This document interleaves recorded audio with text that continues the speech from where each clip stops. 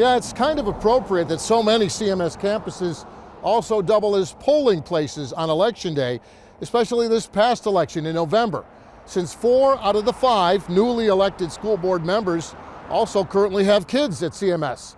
Plus, lots more voters showed up in November. Normally, turnout for a school board race is around 20%. This past election, it was almost 45%. And apparently, many of those school board voters were looking for something or somebody different.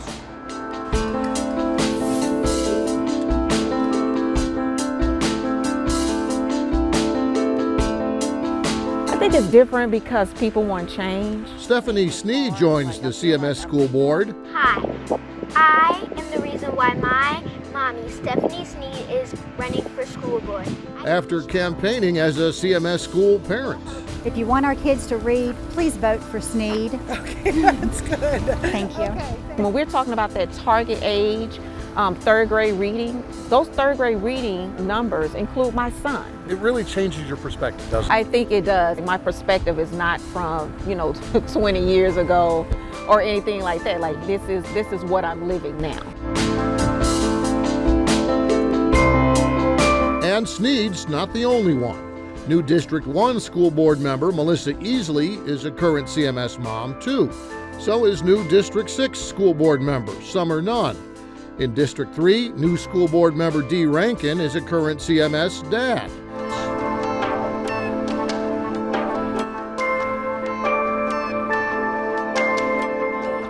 Thanks for coming. With lots of other CMS parents volunteering in those school board races.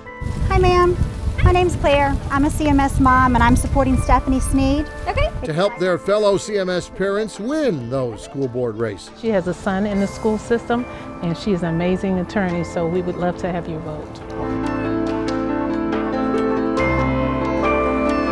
Well, I think that the parents are very fed up with the performance of the schools in our district, and in particular with how far behind their children have fallen. Yeah, I think too, people had a chance with COVID-19 to sit at home and really see what was going on in the school system.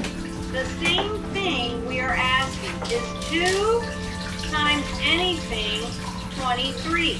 They sit there with their children, they see how teachers taught. 6 divided by 2 equals 1. It opened up a lot of people's eyes, and they wanted something different coming out of this, and they say, hey, we need a change. My child needs a change.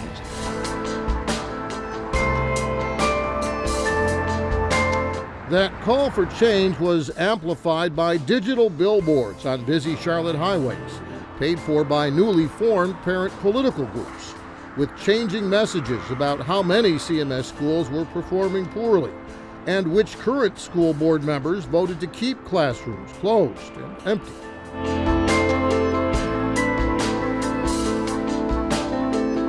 I think what's different this time is that COVID exposed to us the gaps. Even people that thought their children's performance was okay, they might have kind of figured out that maybe not, maybe I should be concerned. Sneed says that after COVID, failing students at poorly performing Charlotte-Mecklenburg schools went from being someone else's problem to, well, everybody's problem.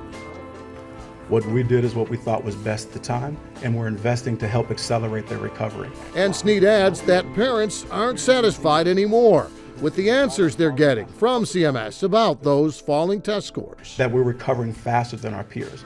But we need to wrap our arms around schools, not try to tear them down. Yeah, nobody's wrapping their arms around leadership, though, and that's the problem, I suppose. You know what? I care most about our teachers, our principals, and the students they serve and the families they're from. And if someone doesn't wrap their arms around us as leaders, that is what it is. Can't keep doing the same thing. I mean, if it's bad, say it's bad and say this is bad and this is what we're going to do about it. I think parents are looking for honesty as well as transparency. They're not looking for the political answer to the educational question anymore. Right. I think the message is that it's time for change, that we have to have new leadership that is going to be laser focused on student outcomes and laser focused on the issues that parents care about. And that next laser-focused issue for CMS parents is choosing a new CMS superintendent. I'll answer that for you. After interim superintendent Hugh Hadabaugh announced right after the election his early resignation at the end of 2022 for personal reasons. I just want to be clear, it's not an easy job. Only 8 months after the last CMS superintendent, Ernest Winston, was fired by the school board. So at some point the board may say, well, your 4 years have been enough.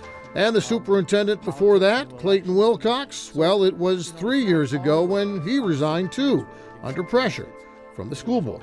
So there's a real opportunity for this next school board to affect change, real change going forward. Right? Yes, absolutely. That's one of the things that I've been talking about is that we have to get this right.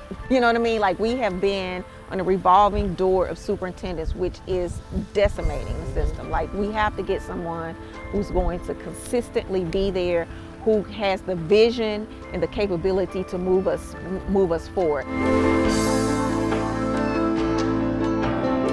Now for this story, we also talked with one of the CMS school board challengers who didn't win on election night. Reverend Monty Witherspoon is the pastor at Steel Creek AME Zion Church and also a member of the African American Faith Alliance. That's a clergy group that's been critical of CMS in the past as they try to improve minority schools and empower minority parents. I talk to parents who are absolutely fearful and terrified about the future of their students in CMS, whether it's from disciplinary issues to, to curriculum, whatever the case may be, how they label their children, all these issues. So, and just the failure rate. I think parents and our citizens who are saying enough is enough. I think they want just a new voice, new ideas at the table, new energy, and a common sense of purpose and direction. Yeah, lots of new voices and ideas and energy at the table now after the election. It'll be interesting to see how much of a voice those outside groups like the Faith Alliance have now that there is a new school board majority, and also how will the new majority interact with those old school board holdovers that they were critical of during the campaign. By the way, 3 out of 4 of the school board holdovers, well, they face re-election this coming November. Thanks for watching, and if you don't want to miss any more great regional stories, please subscribe to our PBS Charlotte YouTube channel.